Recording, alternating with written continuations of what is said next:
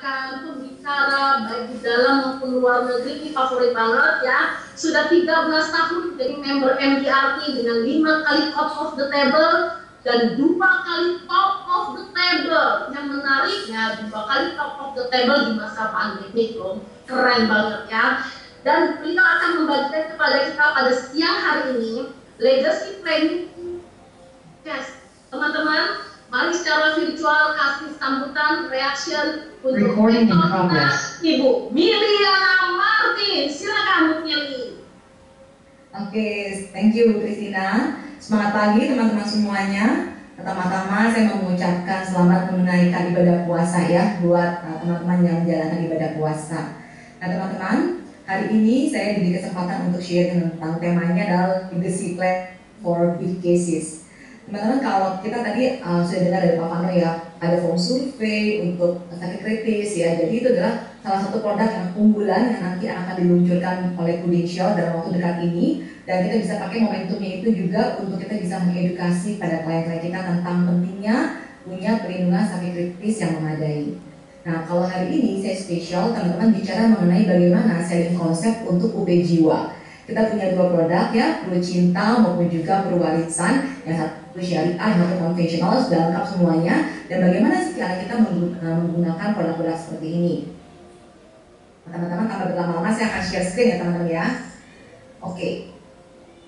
Nah, kalau kita lihat bagaimana kita mengedukasi klien kita, biasanya saya gunakan slide ini teman-teman. Pertama-tama adalah kita menjelaskan mengenai bagaimana sih financial journey yang akan terjadi bagi klien-klien kita. Nah, apa itu financial journey? Itu perjalanan finansial dari seseorang yang ketika dia baru mulai bekerja, kemudian juga memulai usaha mungkin ya, ada bekerja, ada berusaha, tentunya ingin menciptakan aset ya. Jadi income yang ada itu pasti kita ingin yang aset. Apakah misalnya aset berupa rumah, berapa mobil, ataupun aset-aset yang lainnya.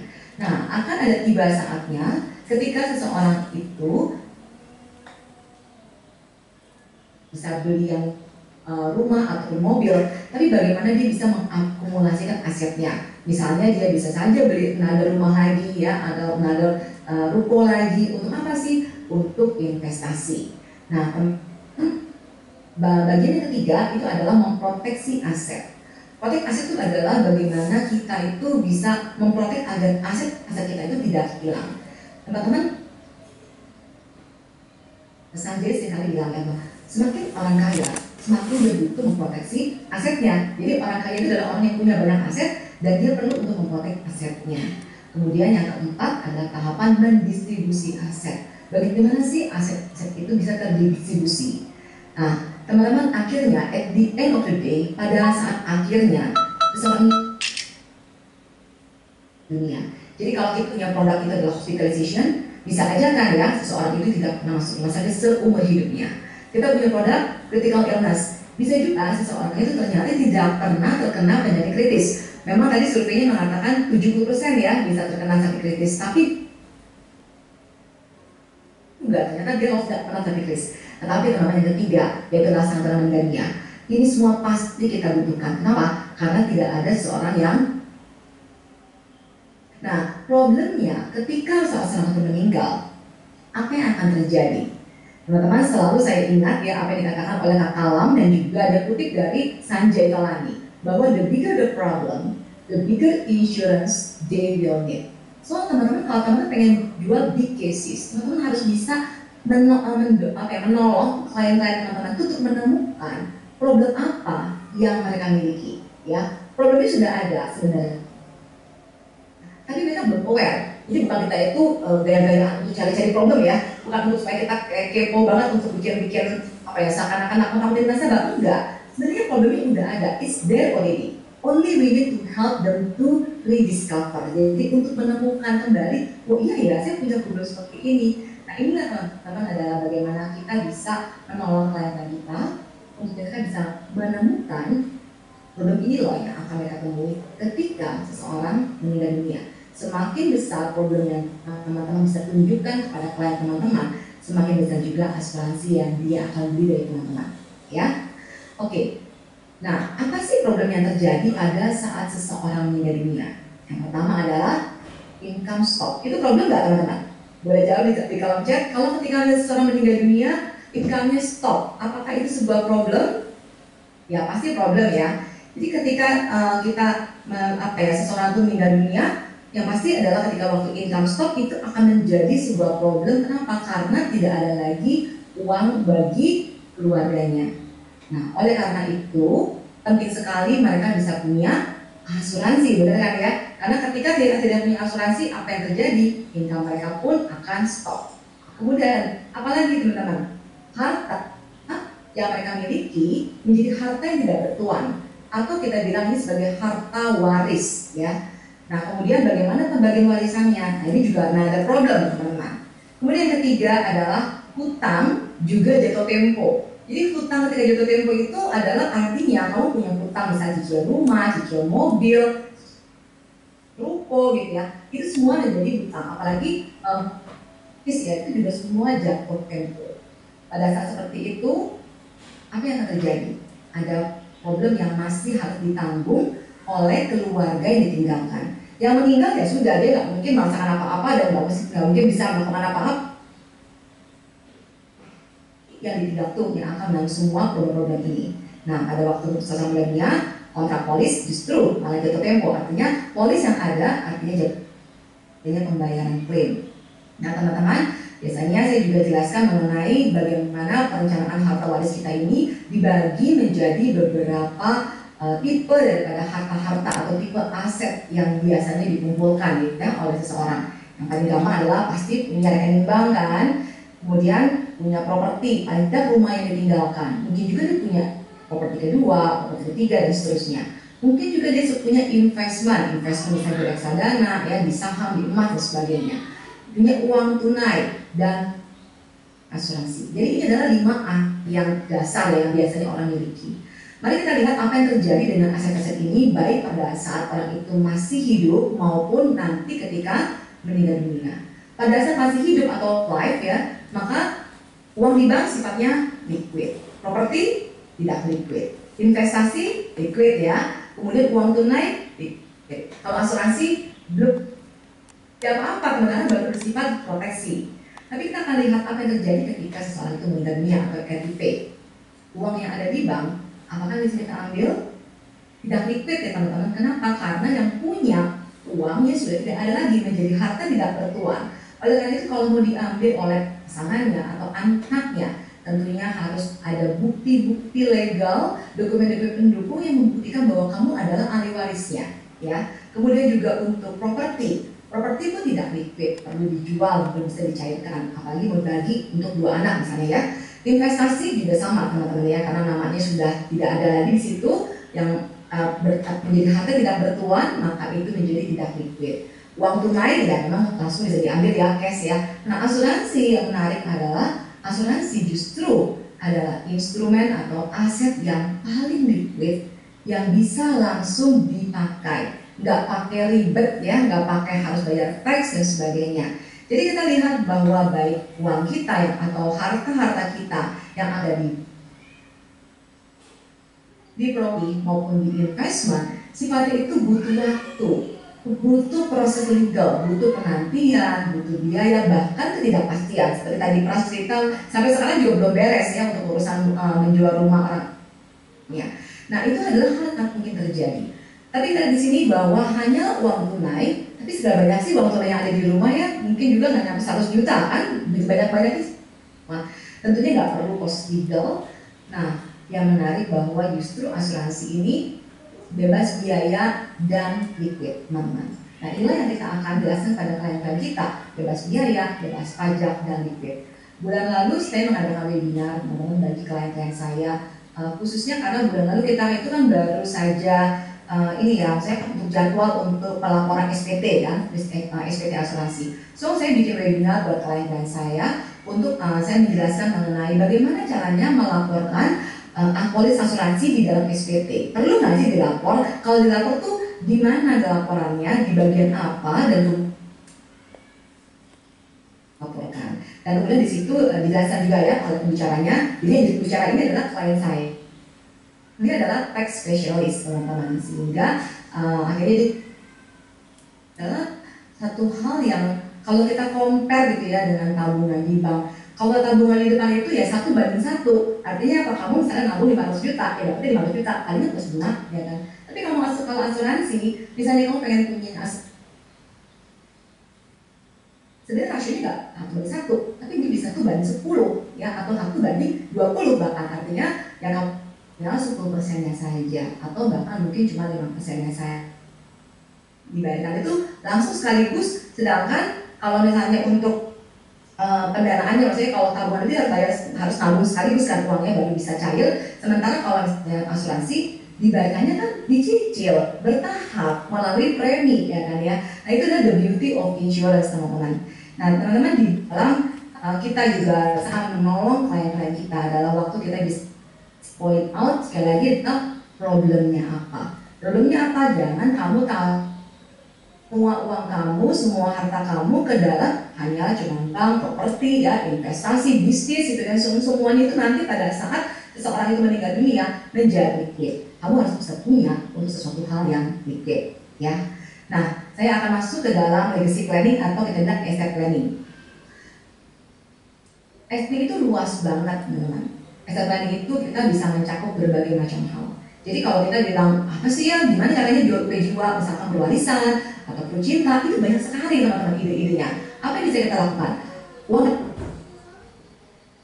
itu bisa kita gunakan sebagai asset protection planning, sebagai liquidity planning, sebagai family business planning, sebagai multi generation planning, sebagai income investment, sebagai equalization of inheritance yang menyamaratakan warisan buat anak-anak kita, kemudian special need dependence, maupun juga untuk charitable giving. Jadi uang itu bisa membantu untuk bisa achieve main goals. Nah, teman-teman kalau tuh mau menolong klien kita ya, untuk mereka juga mau membeli polis ini atau membeli asuransi, coba teman-teman bisa sell the future ya. Jadi kamu bisa harus sell the vision of the future. Contohnya maksudnya gini loh, saya kan baru saja renovasi rumah ya teman-teman ya, karena di dalam masa-masa pandemi ini ya sebenarnya yang paling baik. Jadi saya pengen bikin rumah saya menjadi dan saya pengen bisa punya banyak spot-spot untuk kalau saya mau bikin video gitu ya, atau saya pengen bisa dan sebagainya. Jadi kan nggak gelap-gelap tempatnya. So jadi saya berarsitek untuk bisa redo atau redesign rumah saya yang ketika arsitek tidak masuk itu dibilang gini, kok gelap ya Bu Mili rumahnya ya.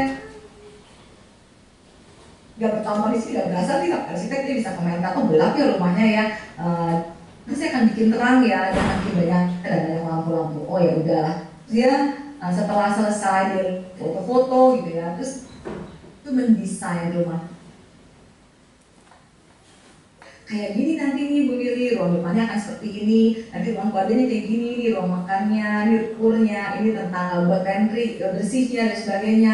Dan kan waktu dia bisa menggambar kayak apa ya, dia masih pakai program lah ya, pakai program kan, dimana akhirnya saya bisa melihat secara 3 dimensi. Ini bagus ya, ini bagus banget ya ampun, ternyata tuh kayak saya merasa so excited gitu loh. Bahasanya itu saya udah belum dibangun rumahnya, belum direnovasi, tapi saya sudah excited sekali gitu untuk bisa melihat bahwa ini loh yang saya kan ya. Terus dia bilang kasih itu 2 bulan kira-kira ya untuk pembangunan rumahnya saya, renovasi sebenarnya sih tepatnya, bukan dibangun ulang ya. Lalu kemudian dia akhirnya panggil kontraktor dong ya kan, karena dia untuk kontraktor untuk menghitung berapa nih kira-kira budgetnya ya, yang dihitung semuanya. Dan teman-teman terus terang, ketika misalnya budget itu keluar, sebenarnya lebih daripada yang saya pikirkan sih. Saya pikir kayaknya cukup deh ya segini, katanya itu double dendek gitu ya. Tapi karena saya sudah jatuh cinta dengan the vision of the future of my house gitu ya, saya bilang oke, jalankan saja gitu ya. Nah sebenarnya hal itu yang sama teman-teman. Waktu teman-teman itu ingin bertemu dengan klien teman-teman, coba kamu harus bisa sell the future, the vision. Kamu harus bisa mengajak klien kamu itu untuk melihat kayak gini loh Pak, nanti pada saat misalkan when income stop, ketika income stop ya apa yang terjadi? Kamu mau nggak keluarga kamu tetap terpelihara? Kamu mau nggak impian kamu, anak-anak kamu untuk sekolah atau nanti tetap terjadi? Jadi kita harus bisa mengajak mereka tuh untuk bisa melihat future-nya itu seperti apa. Nah, waktu kita bisa sell the future atau sell the vision of the future yang nanti mereka akan mengalami ini, mengalami peace in mind, mengalami ketenangan hati, bakti mereka, anak-anak tidak berantem misalnya untuk bagi warisan, maka itulah yang artinya yang bilang, oke, saya mau ya, berapapun harganya. Dan sama seperti kayak saya tadi ya, oke, saya juga mau berapapun harganya gitu. Nah itu jadi konsepnya teman. Saya tidak akan bahas 8-8-nya, saya cuma bahas 5 saja pada hari ini karena waktu kita terbatas ya teman-teman ya. Nah, saya masuk yang pertama ya. Ini yang paling sering saya pakai teman-teman. Jadi saya mulai dulu dengan sales idea yang paling basic, yang paling dasar tentang income replacement. Kenapa? Karena sekali lagi ya teman-teman ya, ketika seseorang meninggal dunia, maka income stop. Itu kan problem kan. Nah, faktor itu adalah sebuah problem. Bagaimana kita bisa menolong klien kita ya, keluarganya untuk bisa mendapatkan sebuah income replacement. Tidak ada yang bisa menggantikan kehadiran daripada si ayah ketika dia meninggal kan ya. Tapi paling tidak asuransi masih bisa menggantikan income-nya yang tetap terus berlanjut ya. Berapa UP minimal yang perlu disiapkan? Nah, tambahnya 5 kali income Pak. Kenapa 5 kali Pak? Karena pada saat income stop ada beberapa expenses yang akan terjadi. Immediate expense, ongoing expense, dan future expense. Immediate expense itu apa? Immediate expense adalah yang langsung terjadi, misalnya pemakaman di rumah sakit yang tidak ditanggung misalnya ya kan, kalau punya hutang harus dibayarkan, utang harus dibayarkan, utang mobil, utang misalnya cicilan, semuanya harus jatuh tempo dan harus dibayarkan. Nggak pakai tunggu ya, nggak bisa ya ditunda deh sampai 2 tahun lagi, 5 tahun lagi, nggak bisa. Itu semua harus dilakukan immediate expense. Nah, kalaupun immediate expense itu sudah terbayarkan, ingat masih ada yang namanya ongoing expense. Nah, ini paling besar. Kenapa? Karena masih ada anak-anak yang masih kita sekolahkan, masih ada keluarga yang harus kita nafkahi. Dari mana uangnya? Nah, ongoing expense itu untuk mengcover masih berlanjut. Dan kalau Bapak bisa punya impian terhadap anak-anak Bapak, maka punya impian nggak anak-anak Bapak itu nanti kuliahnya di luar negeri atau di Indonesia? Mau sampai S1 atau cuma S1 saja? Jadi teman-teman ajak dia untuk bisa membayangkan apa yang jadi dreamnya dia. Nah, kalau misalnya Bapak punya dream seperti itu, mau nggak dream kali ini kita protect, jamin ya. Jadi future expense itu berupa college cost-nya, retirement fund bagi pasangannya. Karena tentunya juga pasangan juga butuh retire kan, dan dari mana uangnya. Dan itu sebabnya mengapa minimal butuh 5 kali annual income. Itu adalah angka minimalnya. Pak, kalau income seorang, saya nggak tanya sih berapa income-nya, tentu saja ya. Kalau tanya Bapak income-nya berapa, mungkin buat orang di Indonesia itu agak tabu ya untuk bicara mengenai income, karena kalau misalnya kita tanya income-nya itu kan rasanya gimana? Itu kan privacy dong ya, kita pun tidak tahu kan berapa gaji daripada seseorang gitu kalau kita sama-sama kerja di kantor. Nah, tapi kita bisa mengukur, kita bisa ngira-ngira. Jadi dari mana sih? Ngira-ngiranya kan kita tentu bisa lihat dari sosial media. What kind of lifestyle yang dia miliki, rumahnya di mana, terus kemudian anak-anaknya sekolahnya di mana, gitu. Tanya apakah international school atau local school. Dan kamu akan bisa lihat lah jabatannya apa. Saya ya sebelum ketemu dengan calon klien ataupun existing klien, pastinya saya juga pasti akan melihat dulu sosial medianya mereka. Kenapa? Biar tahu update-nya kan, mana tahu dia ternyata sudah naik level jadi director misalnya, oh atau ternyata sudah bisnisnya berkembang, punya banyak cabang gitu kan. Dan itu menolong saya yang menentukan atau waktu menyebutkan berapa angka yang cocok gitu ya. Jadi jangan kita kasih yang terlalu rendah, jangan kita kasih yang terlalu tinggi gitu. Nah, oleh karena itu bilang, ya Pak, contoh ya kalau Bapak misalnya seseorang itu punya income 20 juta. Tahun itu 240 juta. Nah, minimal harus bisa punya 1 miliar per tahun. Nah, kita lihat kembali berapa polis yang dia punya, dan kita cocokkan, berarti ada gap kan. Nah, gapnya itulah yang akan kita lakukan untuk kita buatkan simulasi dengan perwarisan atau gantung mana yang dia lebih suka ya. Nah, teman-teman dengan cara seperti ini saya gunakan itu hampir ke semua klien saya. Kenapa? Concern dari orang-orang di Indonesia adalah soal masalah bagaimana kalau meninggal income-nya stop ya. Dan the bigger their income, tentunya the bigger parents they will buy. Sama seperti waktu tahun lalu. Untuk perwarisan ya, waktu tahun lalu kan baru muncul ya perwarisan. Perwarisan saya closing itu dengan UP 40 miliar. Kenapa? Karena orangnya juga memang direktur, dan kemudian dia juga punya aset yang besar sekali, namanya juga di mana-mana ya. Usia ibu ini itu keluar namanya, dia bisa punya jadi pemegang itu dan sebagainya. Jadi saya bisa closing dengan dia ya di angka 40. Dan di luar daripada itu, saya juga closing untuk critical illness seperti tadi yang fakta ya. Bagaimana kalau terjadi penyakit kritis? Ini kan untuk kebutuhan income replacement pada saat meninggal. Bagaimana income replacement pada saat kita masih hidup tetapi terjadi penyakit kritis juga.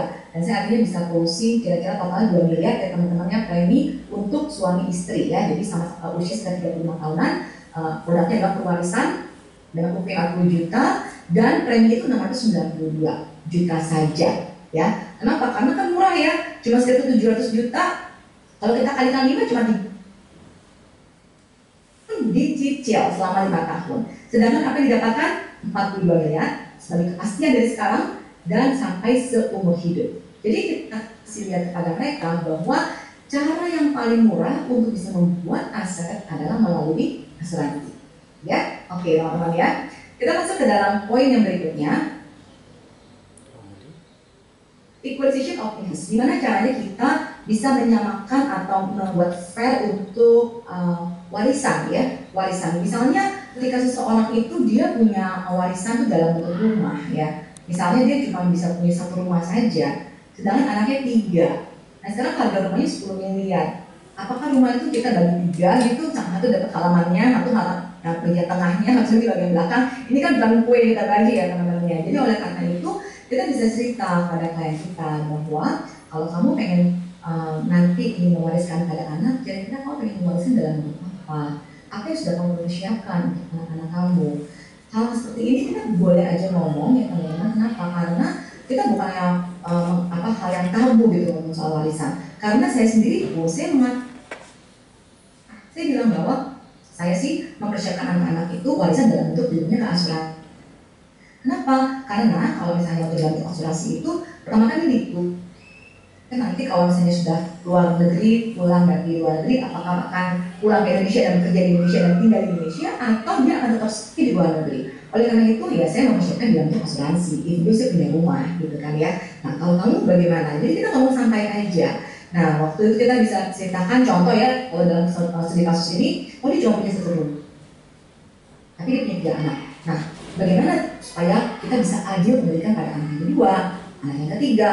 Yang paling gampang adalah beli aja polis asuransi yang nilainya 10 miliar gitu kan. Jadi akhirnya menyeimbangkan warisan yang kita bisa berikan pada anak-anak kita, supaya jangan sampai ke depan harinya akan ada persengketaan dengan rumah ya. Oke, masuk ya teman-teman ya. Sampai sejauh ini kalau ada pertanyaan nanti boleh aja langsung di kolom chat ya. Kita masuk ke dalam yang ketiga, yang multi generation multi generation planning teman-teman. Dimana kita bisa ke generasi selanjutnya. Teman-teman, kalau misalnya kita punya kekayaan sekian, contohnya ya, misalnya orang tua punya kekayaan 10 miliar, dia punya 2 anak, maka yang terjadi ketika orang tuanya meninggal, anaknya ya bagi 2 dong ya, 15 sama 5 miliar, betul kan ya? Kalau gitu anak kamu lebih miskin dong daripada kamu ya kan? Karena apa? Kamu 10M, tapi anakmu yang si A cuma punya 5 miliar, anakmu yang si B cuma punya 5 miliar.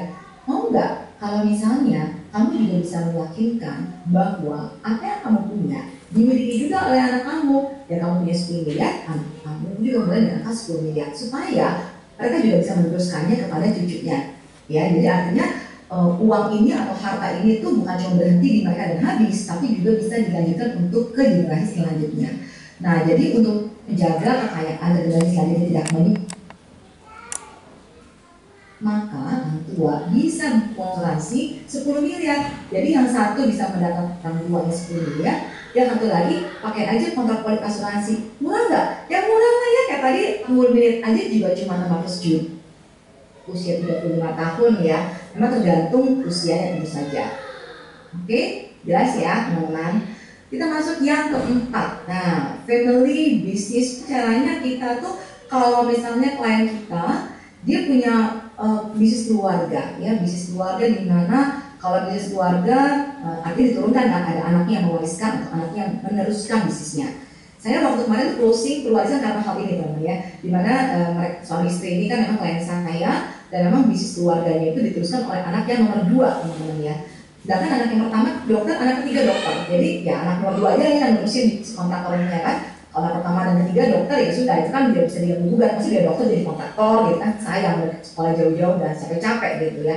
Oleh karena saya sharing, kalau misalnya nanti amit-amit ya, kalau sampai nanti kita sudah tidak ada lagi, saya jelasin lagi tuh tentang financial journey kan. Ada menciptakan aset, mengakumulasi aset, profesi aset, dan pada akhirnya kita memikirkan distribusi aset kita. Nah, kalau anak kedua kamu yang meneruskan usaha daripada kamu akan mendapatkan usahanya, ya. Kemudian anak yang pertama sampai dapat apa?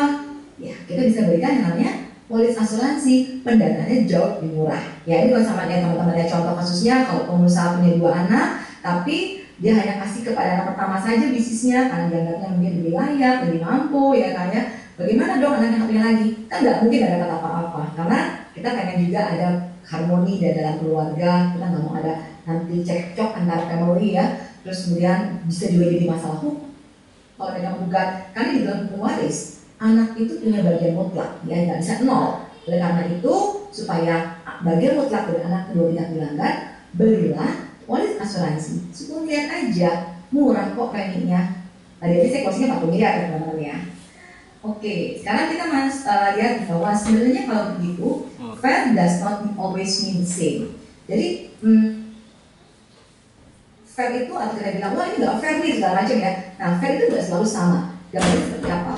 Contohnya kayak gini, bisa saja anak yang pertama itu mendapat bisnis yang nilainya 10 miliar bersama dengan uang cash 2 miliar ya, uang asuransi tentu saja nantinya kan. Anak yang kedua diberikan bisnis yang lebih kecil, nilainya mungkin 3 miliar, ditambah properti yang nilainya 2 miliar, ditambah dengan nanti uang cash 7 miliar dari asuransi. Anak yang ketiga nggak ngerti gimana cara jalan bisnis, dia dapat properti 1 miliarnya dapat dari asuransi.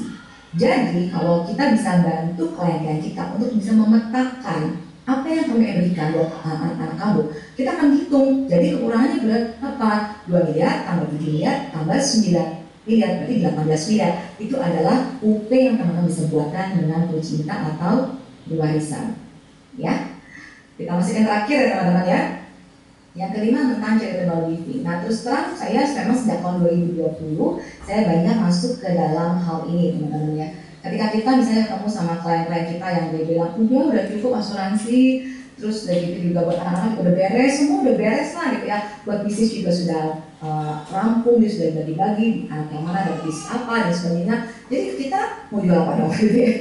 Oleh karena itu kita mungkin bisa sentuh tentang sisi kemanusiaannya.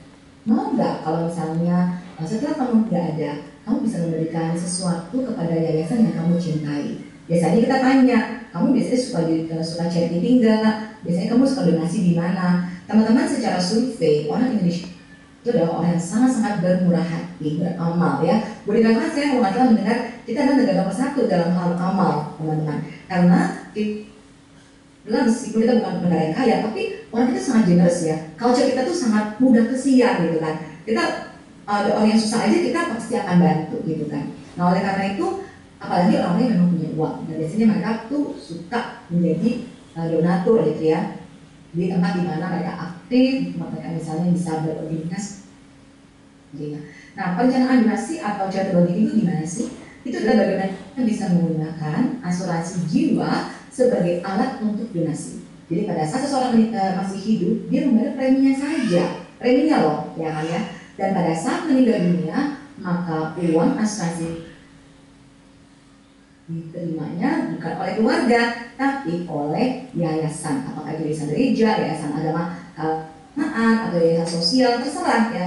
Nggak apa-apa namanya yayasan. Ingat teman-teman bahwa asuransi itu tidak mengikuti hukum waris ya. Jadi asuransi itu tidak di bawah hukum waris. Asuransi itu diberikan kepada penerima manfaat. Maka namanya di dalam polis adalah penerima manfaat kan. Yang menerima manfaat itu nggak harus yang punya hubungan darah. Bisa juga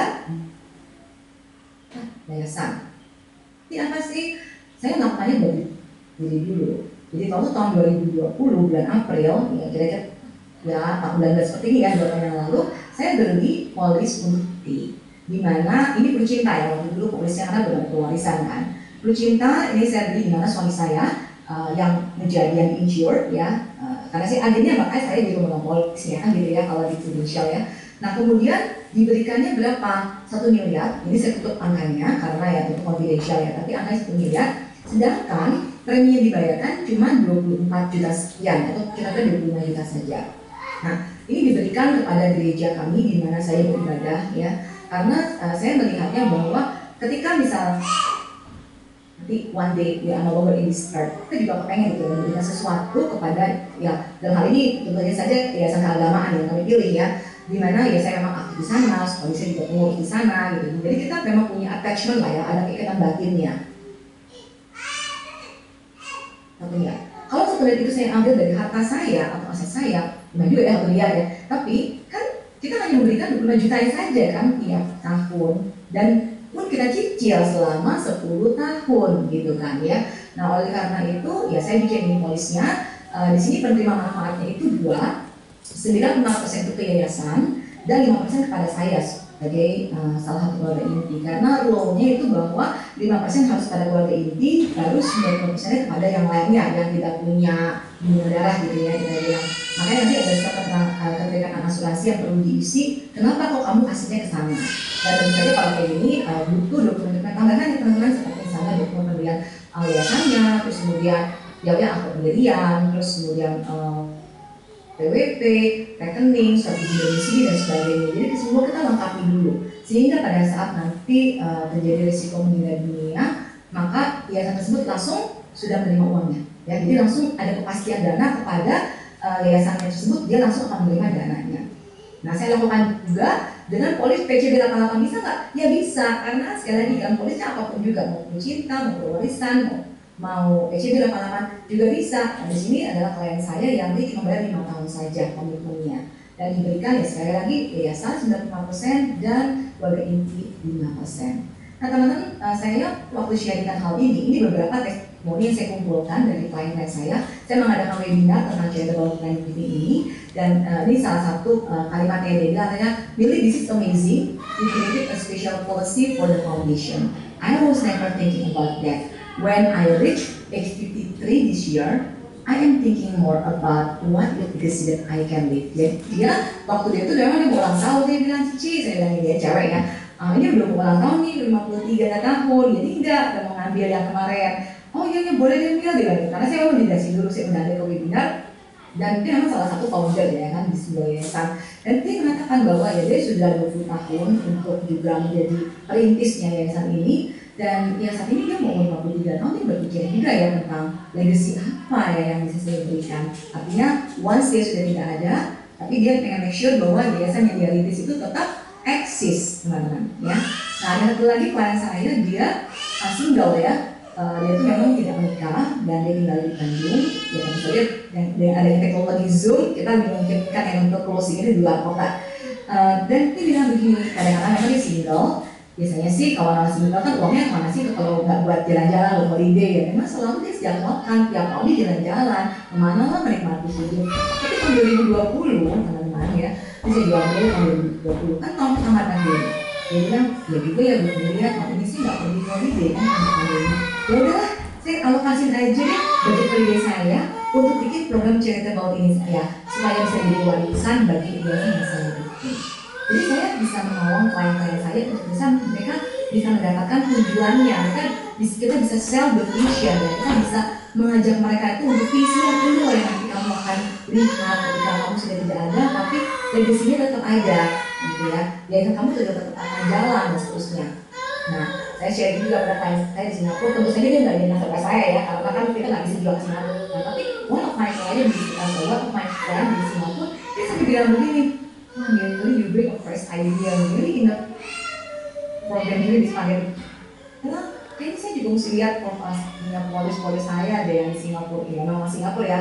I think maybe some of them aku akan giving juga ya, buat charity juga. So teman-teman, ini adalah hal-hal yang bisa kita lakukan gitu ya untuk legacy planning kita. Dimana legacy planning itu teman-teman ya, kita bisa gunakan itu untuk tadi berbagai macam ya, baik itu untuk income replacement, baik itu untuk family disease planning, untuk multi generation planning, untuk menyamaratakan kewarisan, dan juga dari terakhir tentang charitable plan giving programnya. So teman-teman, sekali lagi saya ingatkan apa yang dikatakan oleh Sanjay dan juga diikuti oleh Kalam ya. Dikatakan apa? The bigger the problem, the bigger insurance they will get. So teman-teman, kalau teman-teman ingin bisa mencapai MDRT secepatnya di Q2 ini, teman-teman fokus bagaimana membantu klien-klien kita untuk mereka juga bisa terselesaikan masalah-masalah yang berhubungan dengan legacy planning. Ya, the problem is there already. It's only you to help them to discover. Semangat lagi teman-teman, saya Miliana, 13 tahun MDRT, 5 kali top of the table dan 2 kali top of the table. Protect more lives, salam MDRT.